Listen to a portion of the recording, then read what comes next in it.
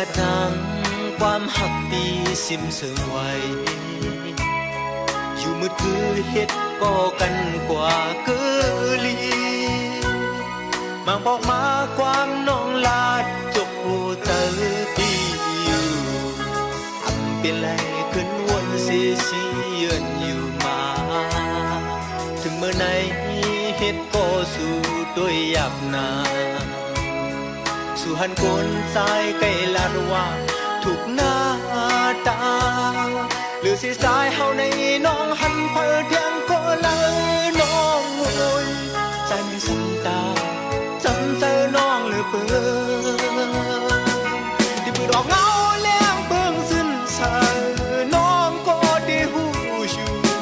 ก็ปืนกูเลยเป็นก้อนแนงอันคำเจอมือเลี้ยวพี่ย้อนลาดเน่ผู้สอนสายหักไปก็เลี้ยวย้อนเฮอสู้ไว้อันสำใจหรือสิก็กันมีลองหักว่า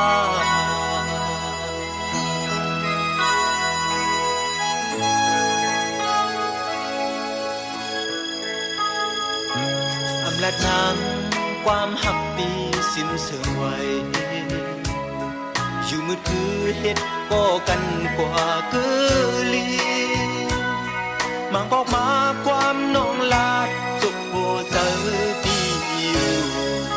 อันเป็นไรขึ้นวนเสียเยือนอยู่มาถึงเมื่อไหนเฮ็ดก็สู้ด้วยหยาบนาสู่หันคนสายใกล้ลาดว่าถูกหน้าตาหรือสิสายเฮาในน้องหันเปิดยังก็เลยน้องมวยใจในสันตาจำเจอน้องหรือเปล่าที่ปืนออกเอาแล้วเบิ่งสิ้นสายน้องก็ได้หูอยู่ก็ปืนกูเลยเป็นก้อนแนงอันคำเจอเมื่อเลี้ยวพี่ย้อนลาดแน่ผู้สอนสายหักไม่ก็เลี้ยวย้อนเฮอสู้ไว้อันสำใจหรือเปลี่ยนก็กันมีลองหักว่า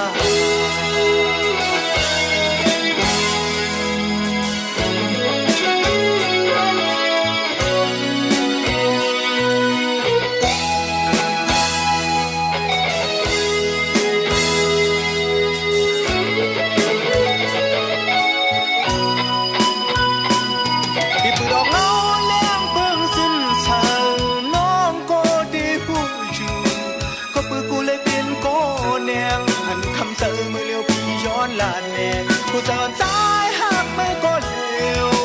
ย้อนเฮอสู้ไว้อันสำเจอหรือเปลี่ยนก็กันมีลองหักว่าที่ปืนออกเงาแล้วเบิ่งสิ้นสายน้องก็ได้หูอยู่ก็ปืนกูเลยเป็นก้อนแนงอันคำเจอมือเลี้ยวพี่ย้อนลาดแน่ผู้สอนสายหักไม่ก็เลี้ยวย้อนเฮอสู้ไว้อันสำเจอสิก็กันมีลองหักว่า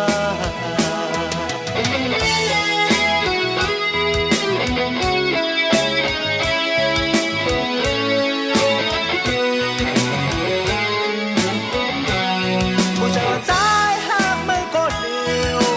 ย้อนเฮอสู้ไว้อันสำเจอสิก็กันมีลองหักว่า